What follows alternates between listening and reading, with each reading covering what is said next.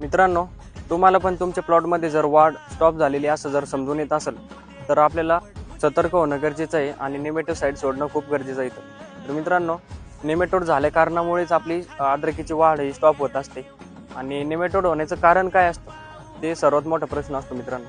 तर नेमॅटोड हे मुळ्यांमध्ये गाठ तयार होत असते आणि जे पण मुळ्या आपलं अन्नद्रव्य अपटेक करत असतात ते तिथं स्टॉप होतं.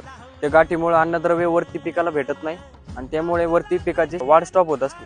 आणि अद्रकीची वाढ स्टॉप झाल्यामुळे हळूहळू अद्रक आपली स्ट्रेसमध्ये जाणार आहे आणि हळूहळू पूर्ण प्लॉटमध्ये नेमॅटोड पसरणार मित्रांनो. तर ते बेन आपल्याला पुढच्या वर्षी पण काम येणार नाही. पुढच्या वर्षी पण तसे आपल्याला पिळे निघते. नेमॅटोडचे हेच कारण असतं.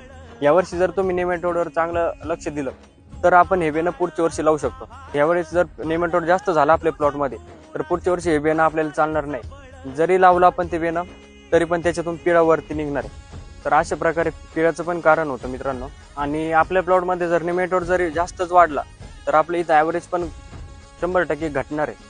ॲव्हरेज पण आपलं कमी निघणार आहे. त्यासाठी आपल्याला सतर्क राहून नेमॅटोसाइड सोडत राहायचं प्लॉटमध्ये.